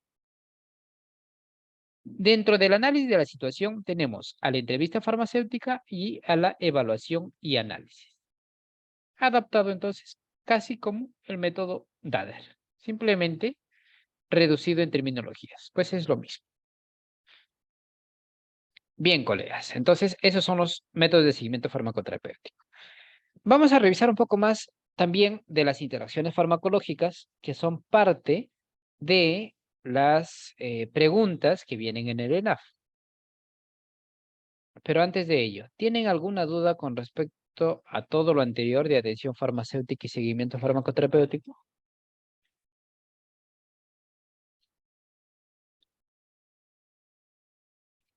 Antes de ingresar a las interacciones es un tema bien amplio y bonito también. Y hay aquellas que son relevantes, aquellos con criterios mayores, moderados, bajos, en el cual necesito realizar modificación de terapia, monitorización o no. En todas se pide autorización al paciente. Se refiere al... En el caso de una oficina farmacéutica, sí, hablando en la parte privada. Es obligatorio, al menos, de que el paciente debe dar su autorización. Y en eso ha sido mucho debate en el último manual, ¿no? En el cual se especificaba si realmente va a quedar con un consentimiento informado o simplemente va a ser de forma verbal. Claro, para los menores de edad, sí o sí, en ellos se tiene que aplicar un consentimiento informado, ¿no?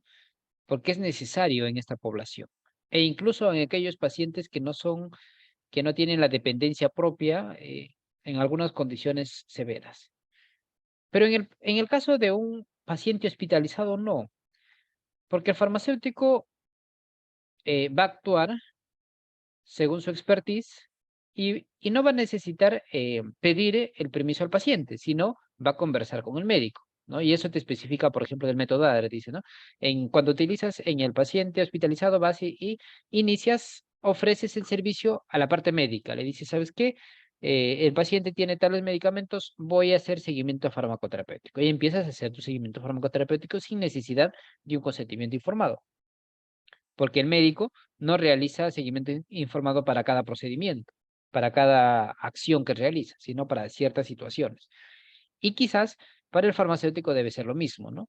Por ejemplo, poblaciones especiales sí debería requerir quizás un consentimiento informado, ¿no? Entonces, debería darse eso. Entonces, quizás para dar una respuesta clara a esa terminología, que no te van a preguntar tampoco, yo creo que esto no va a ser pregunta de examen, no te van a decir si vas a querer consentimiento o no para que realices seguimiento, pero sin embargo, vamos a ver cómo se resuelve con las nuevas juntas que se va a tener para eh, las observaciones que se ha dado en el Manual de Buenas Prácticas de Oficina Farmacéutica y que saldrán modificadas para noviembre de este año, ¿no es cierto? Y con eso ya verá si se aplica o no el consentimiento informado. Esto va a ser subjetivo a los evaluadores. Cada quien tendrá su punto de vista y según ello se va a determinar. Pero yo creo que eso tampoco va a ser objeto de pregunta en tu examen, ¿no? Así que como parte del estudio, diría que solamente hasta el momento centrados para hacer o pedir un consentimiento informado poblaciones especiales, adultos mayores que no son dependientes por sí mismos, poblaciones especiales, por ejemplo, menores de edad, o algunas otras donde el paciente no puede darte la información necesaria, probablemente, ¿no? O un caso muy especial específico. Por lo demás, no sería necesario. De hecho, ¿no? Ese es lo más complicado, que en la formación comunitaria no se tiene la historia clínica. Entonces, con lo único que se va a contar es que con la información que te dé el paciente. El paciente te da entonces, va a llevar toda la información necesaria que puede tener de la atención médica. Lamentablemente en nuestro país no tenemos acceso a las historias clínicas, entonces va a ser mucho más difícil. Otro medio sería de que el paciente pueda solicitar su historia clínica en donde se atendió para poder complementar o pedir, si es más aún, eh, el teléfono de su médico de cabecera para poder conversar con respecto al paciente, ¿no? Entonces sería otro método. Muy bien, colegas. Continuamos entonces con interacciones farmacológicas.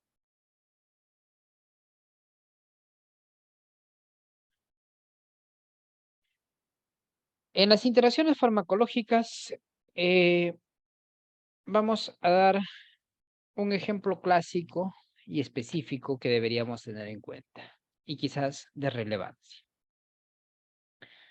Hay estudios y reporte de casos e incluso de comprobación propia de la disminución de la concentración sérica de ácido valproico con la administración concomitante con meropenem.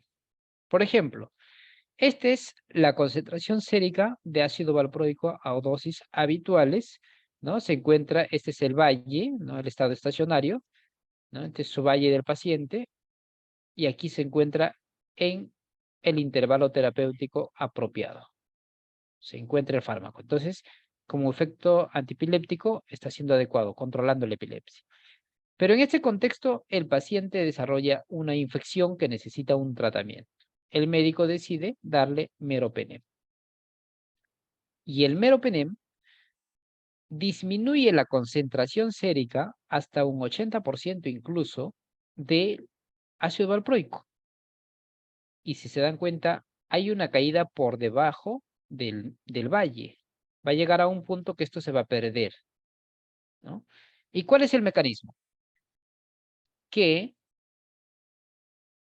meropenem va a interferir en la absorción propia, que es uno de los mecanismos, ¿no?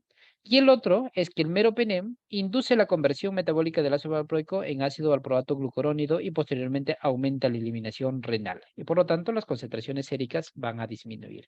Entonces, una implicación importante. Deberían tenerlo bastante en cuenta.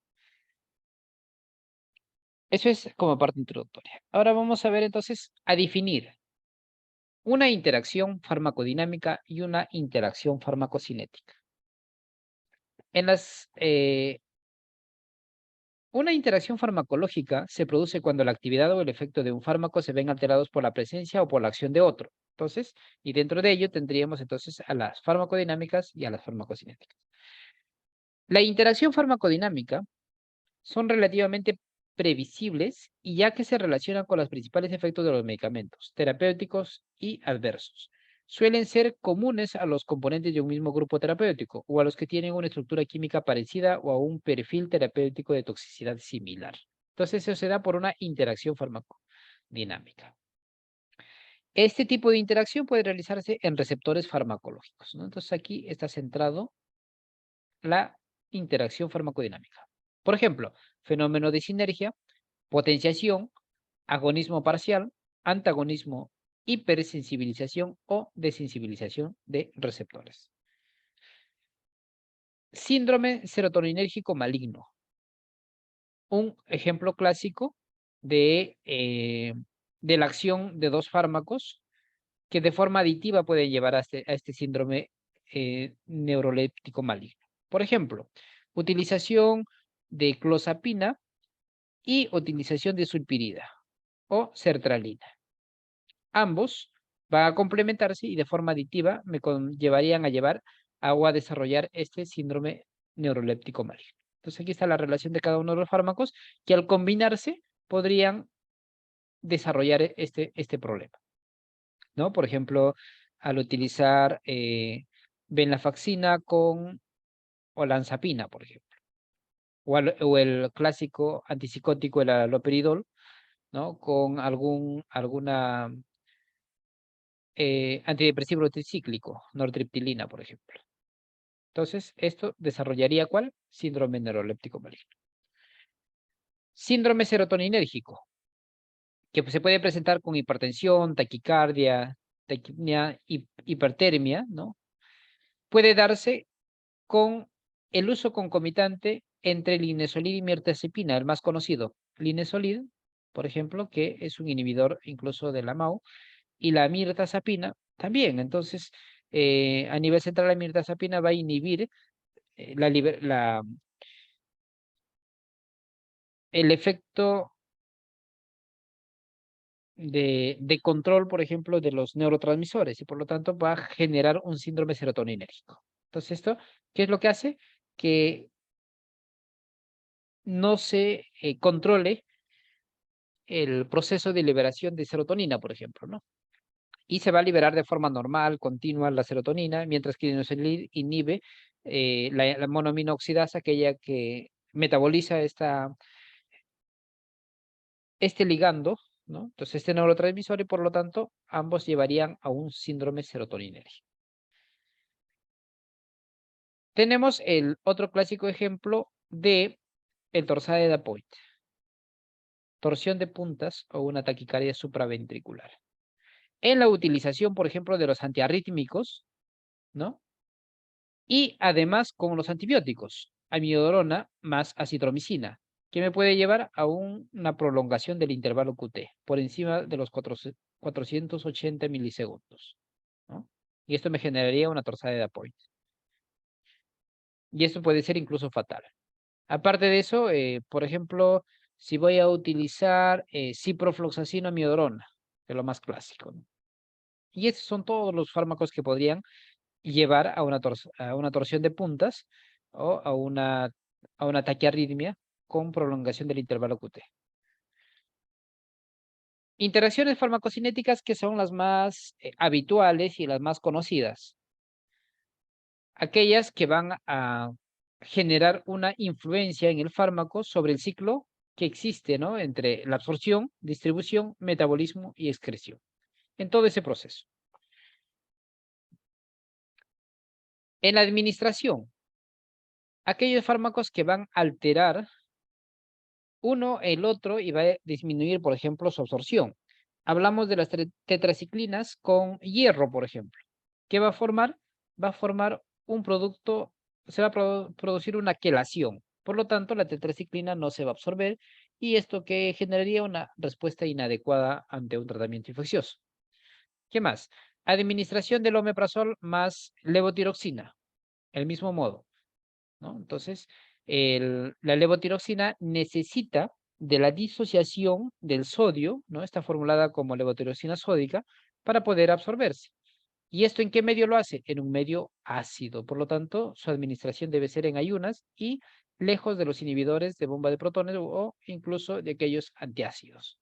Entonces, debe darse de forma más prolongada, ¿no? Entonces, uno puede darse 6 de la mañana y el otro puede tomarlo mínimo, como mínimo, 1 hora después, ¿no? Para poder aprovechar el efecto de ambos. Si no, no estaría aprovechando el efecto del primero al menos, ¿no? En la absorción o en la distribución. En la absorción, bastante influencia de aquellos que tienen una saturación propia en la absorción o aquellos que van a estar influenciados, por ejemplo, con la glucoproteína P.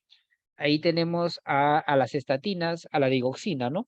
Que son transportadas por la glucoproteína P. Y al inhibirse la glucoproteína P, entonces puede aumentar la biodisponibilidad de uno de los fármacos, ¿no? Estatinas o la amiodarona más digoxina. ¿A qué conlleva? Altas concentraciones de digoxina. ¿Por qué? Porque amiodarona inhibe la glucoproteína P. Y la glucoproteína P se encarga de que la digoxina solamente alcance hasta un 70% de biodisponibilidad, por ejemplo, ¿no? En cambio, si se inhibe eso, esto alcanzaría el 100% y puede generar una toxicidad incluso. Unión a proteínas plasmáticas. Muy importante, la albúmina tiene 4 sitios de unión, ¿no? Y va a depender, o sea, no solamente voy a decir que mi fármaco tiene interacción por unión a proteínas plasmáticas. ¿Por qué? Porque encontré que se une a proteínas plasmáticas entre un mayor a 80%, por ejemplo. Sin embargo, no tengo en cuenta a qué sitio de unión puede estar ligada al fármaco. La digoxina, por ejemplo, se une al sitio 3. Y otro fármaco, por ejemplo, la warfarina, que está por el sitio, me parece el sitio 2. Sin embargo, yo puedo encontrar que hay una interacción por desplazamiento en proteínas plasmáticas, en una hipoalbuminemia. Y no va a ser tan eh, específico como digamos, porque se van a unir a sitios distintos de la misma proteína. En cambio, si yo doy levotiroxina y doy furosemida que se unen al sitio 2 específico, estos sí se van a desplazar porque están en el mismo sitio de unión. Entonces hay que tener bastante en cuenta en unión a proteínas plasmáticas. Otro punto, la interacción con el receptor, ¿no? En el metabolismo, aquellos que van a inducir, inhibir el metabolismo propiamente dicho de fármacos. Esto lo vamos a ver un poquito más a detalle acá. Aquí están los ejemplos más característicos de aquellos fármacos que van a formar un complejo en la absorción propiamente dicha, ¿no? Tetraciclinas, fluoroquinolonas, y que podrían influenciarse o se van a antagonizar su efecto de la absorción por los antiácidos, ¿no? Algunos minerales específicos, aquellos metales divalentes como aluminio, magnesio, fierro, zinc, ¿no? El calcio propio, que estos pueden formar complejos. Por ejemplo, la levotiroxina tiene el yodo. Y ustedes saben que el yodo tiene carga negativa. Y si yo consumo magnesio, que es carga positiva, cargas opuestas se atraen. Entonces, ¿qué forman? Un complejo. Por lo tanto, no se aprovecha el beneficio del fármaco. Alteración gastrointestinal con el cambio de pH, justamente con lo que estábamos hablando con levotiroxina y omeprazol.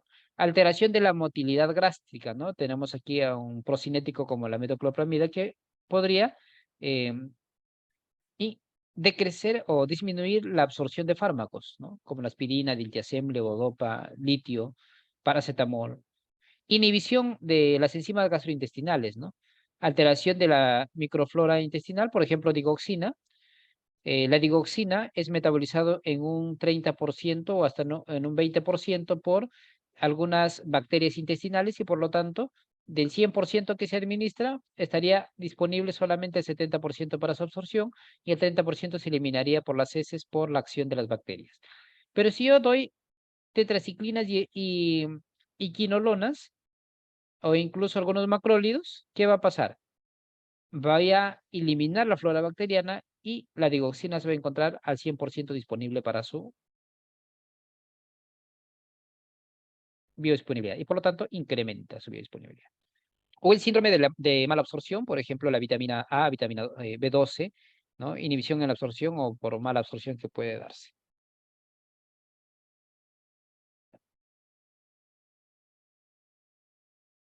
Hoy avanzamos mucho.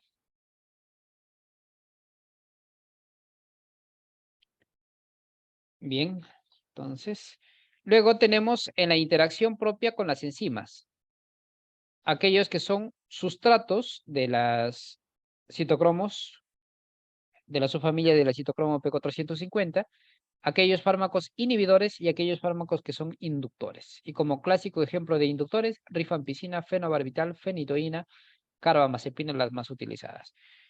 Y como inhibidores, ¿no? Tenemos los azoles, verapamilo, claritromicina, ¿no? Entonces, como inhibidores. Esto ya lo van a revisar a detalle ustedes para que puedan ampliar un poquito más su conocimiento porque no nos va a dar el tiempo para revisar a detalle. Interacciones en la distribución, ¿no? La unión a proteínas plasmáticas, como mencionábamos, en el propio metabolismo y en la inhibición enzimática también, como estábamos viendo en el caso de los inhibidores de la IMAO, ¿no? Y en aquellos que consumen altas concentraciones de tiramina, por ejemplo, que va a dar lugar a la formación de mayor cantidad de las catecolaminas. Pero al haber también interacciones que pueden afectar o toda la respuesta, también existen terapias duales beneficiosas. Cuando no existe una respuesta apropiada a un fármaco, por ejemplo, hablando de la tigecyclina, puedo combinar con otro fármaco, como la colistina, que me podría potenciar el efecto y por lo tanto reducir la resistencia. ¿Por qué? La colistina va a alterar la membrana celular de las bacterias gram negativas y que permite la mayor concentración de tigecyclina en el interior para poder cumplir su acción, ¿no? Entonces, ¿qué es lo que va a darse como resultado? Una buena respuesta y vencimiento de la resistencia bacteriana. Entonces, ese es el efecto de la terapia dual. ¿Qué más? Por ejemplo, la interacción de colistina y meropenem. Este es un estudio en pacientes con Pseudomonas aeruginosa, por ejemplo. Es un modelo PKPD, ¿no? Cuando se combina la terapia adecuada, se da una cinética de muerte bacteriana, ¿no? Con la cuantificación de unidades formadoras de colonia muy inferiores e incluso erradicadas al utilizarse de forma individual, ¿no? Puede utilizar solo meropenem, no hay apropiadamente dada la respuesta. En cambio, si utilizo meropenem a altas concentraciones e incluso, es más, si con eso le doy en infusión prolongada de 3 horas más colistina, tengo una respuesta apropiada. Entonces, una respuesta sinérgica apropiada. Lo mismo sucede con meropenem y ciprofloxacino. Por ejemplo, en una pseudomona hipermutable, que es resistente a las quinolonas, pero si le doy con meropenem, estas también vencen la resistencia por efecto sinérgico y también van a disminuir la cuantificación de unidades formadoras colonias por cinética de muerte bacteriana aumentada. Continuamos entonces con las interacciones.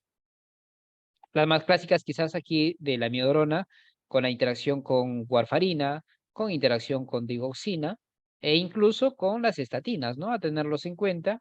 Y de la digoxina, otro fármaco, con la miodrona, claritromicina y todos aquellos que pueden aumentar su concentración sérica del fármaco.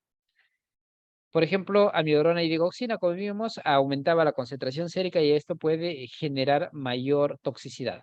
Con la warfarina, del mismo modo. Entonces, va a requerir dosis menores de estos fármacos cuando se utiliza de forma concomitante con amiodarona. Entonces, el paciente no necesita regresar a ritmo sinusal porque está con una arritmia, entonces le das amiodarona, pero está anticoagulado, entonces necesita reducir la dosis de warfarina para que el paciente no sangre o aumente su INR, más de lo necesario. La interacción clásica de clopidogrel y el omeprazol. Hay bastante controversia en eso. Seguramente ustedes lo han escuchado y cuando en algún momento vaya a dar su interacción, digo, su intervención y encuentren el uso de clopidogrel más omeprazol. Cuando buscan en la literatura va a decir en algunos contraindicado, en otros con una interacción mayor. Pero aquí es bueno e importante conocer lo siguiente.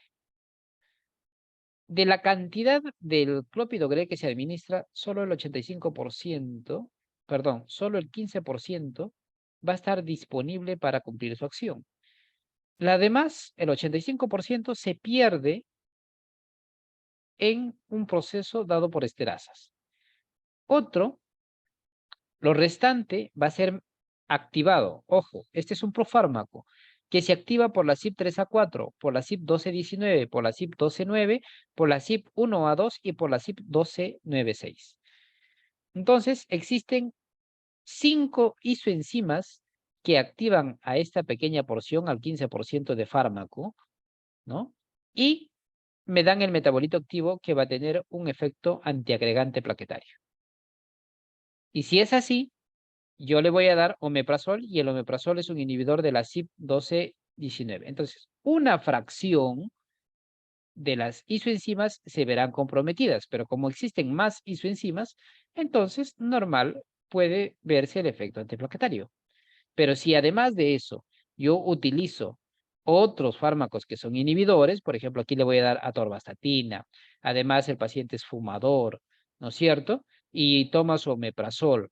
Entonces, este 15% quizás no alcance ni el 5%. Por lo tanto, la reactividad plaquetaria se va a ver aumentado y la agregación plaquetaria va a aumentar con la formación de trombos. Eso debería tenerse en cuenta bastante. Este es el mecanismo, ¿no? Por el cual puede haber interacción con estatinas, inhibidor de bomba de protones o con los calcio antagonistas. La digoxina, cuando se da con amiodarona, esta aumenta su concentración sérica y puede aumentar la toxicidad de digoxina. Cuando se da con espironolactona, del mismo modo, aumenta la concentración sérica por inhibición de la secreción tubular. La warfarina puede incrementarse, ¿no?, su acción. ¿Y cómo se evalúa? Con el aumento de la protrombina y el aumento del INR, por ejemplo, cuando utilizo con amiodarona, eritromicina, claritromicina, ciprofloxacina, ¿no? Inhibidores de su metabolismo. O inductores de su metabolismo y va a disminuir su acción, por ejemplo, con rifampicina, barbitúricos, fenitoína, colisteramina. Debo tener bastante en cuenta con ellos. Y aquí está con todos los demás otros fármacos. Pero además de eso, debo conocer lo siguiente. Ustedes seguramente en algún contexto de su vida han encontrado que dicen, no le des alimentos de hoja verde a un paciente que toma warfarina. Pues más, en la evolución van a colocar dieta libre de hojas verdes. ¿Por qué? Porque se encuentran unas filoquinonas o aquellos metabolitos secundarios de vitamina K, la menaquinona o la filoquinona. ¿Pero qué es lo que pasa con ello? La literatura existente nos indica que solamente es relevante en reducir el efecto de la vitamina K cuando se superan los 150 microgramos o los 100 microgramos al día de vitamina K1. 100 microgramos al día, si se supera en la administración o en el consumo, se verá significativamente afectado. Pero si es menor a ello, no va a haber interferencia. Entonces, ¿de quién debo tener cuidado? Y está demostrado. Espinaca, por ejemplo, si utilizo uso, como 100 miligramos, estoy aportando 375 microgramos de una filoquinona que podría interferir en la respuesta de la vitamina K. ¿Qué más? La col, 225 y el brócoli, 100. Entonces, con esto debería tener cuidado y no decir que tu paciente no consuma hojas verdes. Porque aquí yo tengo también, además de eso, las vitaminas hidrosolubles como ácido fólico, hidroxicobalamina, ¿no? Entonces, tiamina propia. Entonces, que también estaría restringiendo muchos nutrientes necesarios para el paciente. También se ha visto una interacción clásica dada entre warfarina y paracetamol. Pacientes adultos mayores que pueden tener una respuesta de elevación del INR por esta interacción. Utiliza, por ejemplo, 1 gramo de paracetamol cada 4 horas y en estos pacientes la disminución de la glucuronidación está disminuida y por lo tanto va a aumentar el metabolito tóxico del omeprazol, perdón, del paracetamol. Y por lo tanto esto tendría una inhibición de la vitamina K dependiente de la carboxilasa y por otro lado warfarina que inhibe la vitamina K epóxido reductasa. Ambos evitan la conversión, ¿no? ¿De quién? O la activación del factor 2, 7, 9 y 10.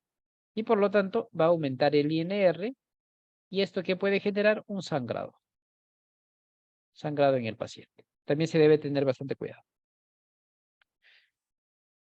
Bueno, aquí les quería mostrar, quizás aún tenemos unos 10 minutos para resolver unas preguntas, un caso clínico de una intervención farmacéutica propiamente dada en un paciente con fibrosis quística. Y es necesario conocerlo porque el farmacéutico, una vez que ya tiene toda esta información, es necesario aplicarlo. Un pequeño contexto nada más. Esto se trata de una pacientita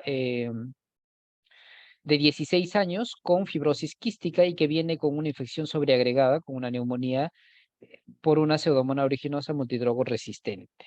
Entonces, en su evaluación se encuentra que esa es resistente a múltiples fármacos y solamente sensible a colistina e incluso viene dado con su resistencia a los carbapenémicos, ¿no?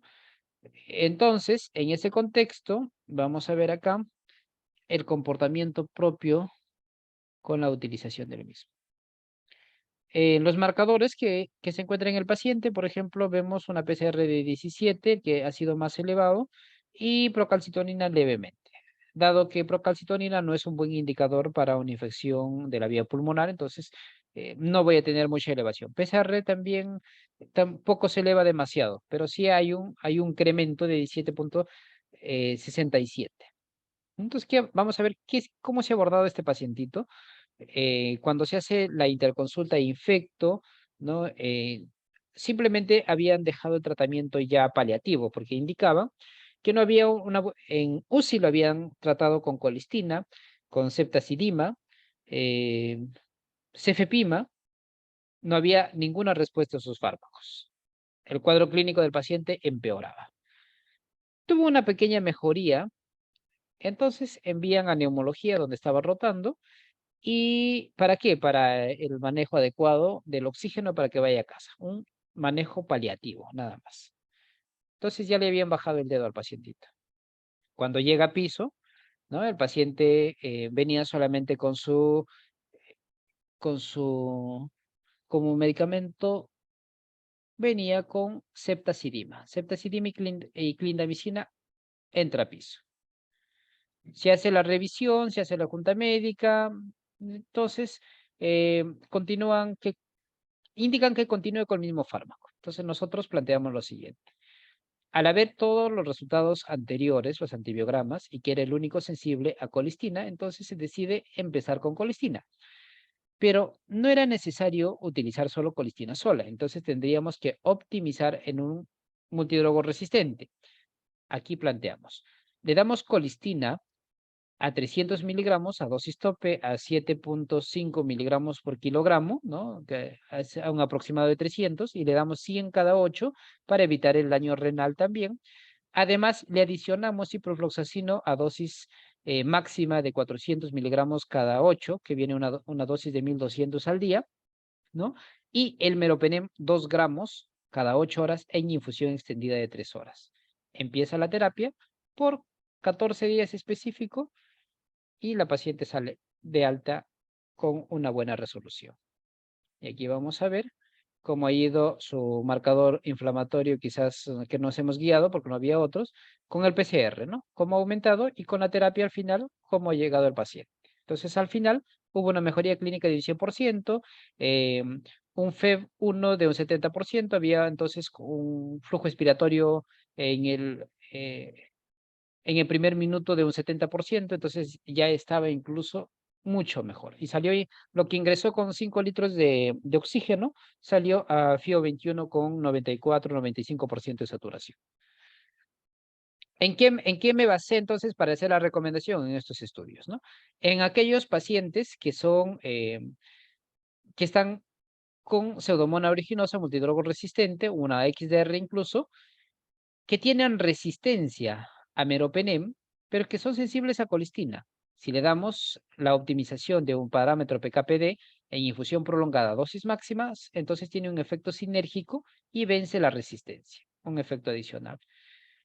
Meropenem ciprofloxacino, ¿no? Entonces el paciente probablemente tenía una bacteria hipermutable. Si le daba ciprofloxacino a dosis normal de 400 cada dosis, no hubiese podido tener una respuesta adecuada. Sin embargo, con la terapia sinérgica y a dosis plena, se da una sinergia a altas dosis y por lo tanto se vence la resistencia. Otro adicional. Entonces, han sido lo que ha permitido tener una buena respuesta clínica en el paciente. Muy bien, entonces ahora vamos a resolver las preguntas con ustedes. Y vamos a aplicar los métodos de seguimiento farmacoterapéutico. Entonces, por el chat me van a ayudar ustedes. Aplicando el método SWOP, ¿no? El subject. SWOP, subjetivo, objetivo, análisis y plan. Se plantea: sugerir al médico la adición de un medicamento, paciente refiere dolor de cabeza, paciente presenta PRM de inefectividad cuantitativa y presión arterial 160/100. Entonces, ¿cuál es el primero? ¿No? Entonces, primero veo lo subjetivo, aquello de signos y síntomas. Entonces, empezaría con el número 2 y como dice ahí su colega, es el número D. Empiezo con el 2, con la parte subjetiva. Entonces, eso lo tienen que aprender bien, que cuando les planteen algo, tienen que manifestar directamente en lo que está refiriendo el paciente, lo que está presentando, signo o síntoma. Luego de eso, voy a ver el objetivo, aquel que es aquel signo más característico. Por ejemplo, aquí me está hablando de la presión arterial, ¿no? Y el tratamiento que está recibiendo para el mismo. Acto seguido, en mi fase de estudio, ¿no? Voy a identificar el PRM y lo voy a solucionar. Y por último, voy a sugerir una nueva terapia. Entonces, ese es lo apropiado. Y sí, la respuesta correcta es la D. Pero ese contexto tienen que comprenderlo. Subjetivo, síntomas. Objetivo, signos. Análisis, los PRMs. Y el plan, la intervención. Dirigido al paciente o dirigido al médico. ¿Ya? Quizá otra pregunta. Según la norma técnica de salud, la 057, el seguimiento farmacoterapéutico no se realiza dentro del sistema de dosificación de medicamentos en dosis unitaria. ¿Verdadero o falso? ¿Qué creen ustedes? Esto es falso, ¿cierto? Sí se realiza y contempla dentro de esta norma técnica el seguimiento farmacoterapéutico. Según el método DADER, la principal fuente de información para realizar el seguimiento farmacoterapéutico es la información proveniente del paciente. ¿Verdadero o falso? Verdadero, ¿verdad? En la fase de evaluación del método DADER se analiza la información recopilada para identificar los resultados negativos asociados a la medicación y las sospechas de los mismos. ¿Verdadero o falso? También, ¿no? Entonces esto es verdadero. Y hablando, de acuerdo al segundo consenso de Granada, y aquí les pregunto, ¿en qué año se dio el segundo consenso de Granada?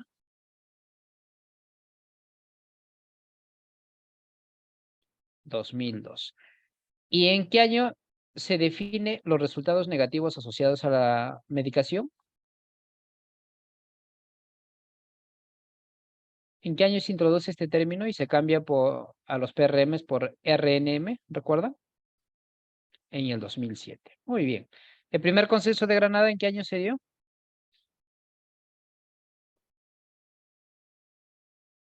En el 98. Muy bien, colegas. Entonces, ustedes están expertos ya con esto, ¿no? Como les decía, es un tema tan sencillo que no podemos eh, desperdiciar las 10 preguntas que les puede venir en el examen del ENAF.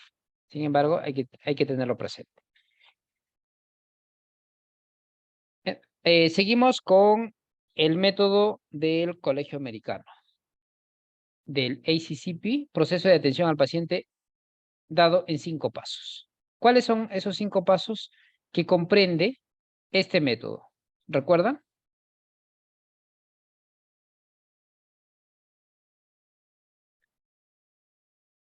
Iniciamos con la recopilación, ¿no es cierto? Entonces,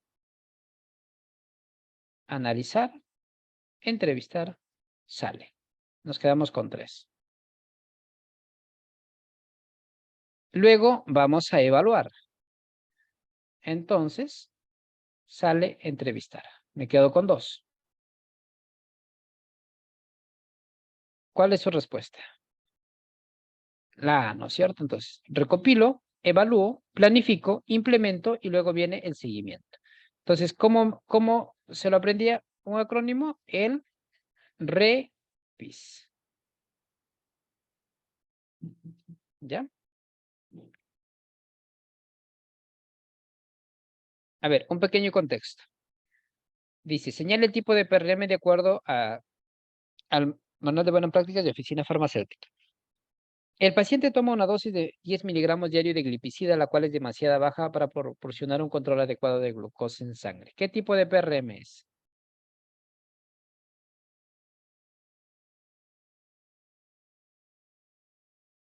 Un PRM 4, ¿no es cierto? Un PRM de efectividad, pero que está dado por dosis baja. Entonces, un problema de inefectividad por dosis baja, un PRM 4. Muy bien.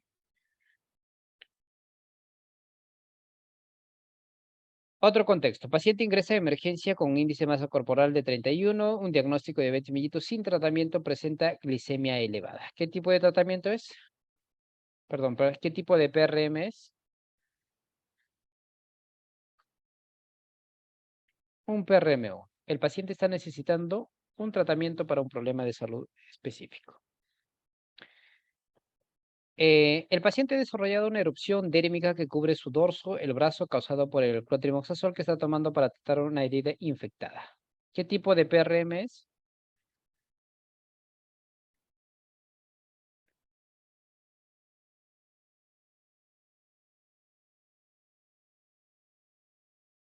A dosis habitual, una RAM. Es un PRM6, no olviden, ¿no? PRM5, altas dosis. PRM6 a dosis normal. Es considerado dentro de la historia farmacoterapéutica. El DCI, vía de administración, unidad de dosis, concentración del ingrediente farmacéutico activo. O todas las anteriores. Todas las anteriores, ¿no es cierto? ¿Cómo se clasifican los PRMs de acuerdo al segundo consenso de Granada? Bueno, esto es bien fácil, ¿no?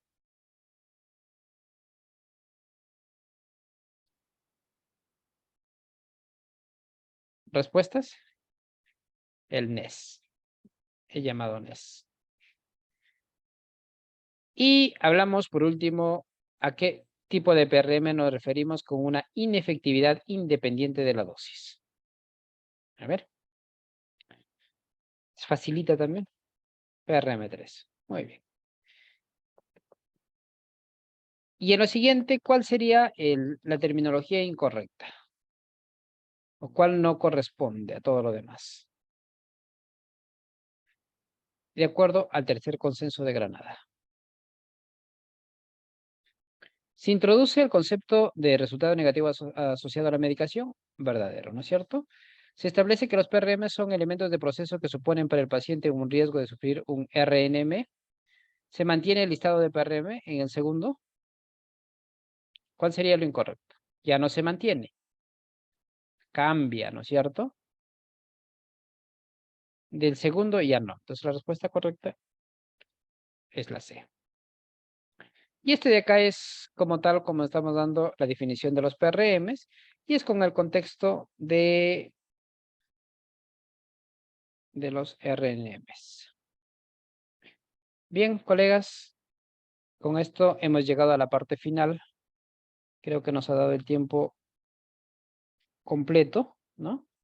Con la resolución del tema de atención farmacéutica. Si tienen alguna pregunta, tenemos 2 minutos para contestarlo, o si no, indicar a que continúen revisando. El material se hará llegar a cada uno de ustedes. Buenas noches.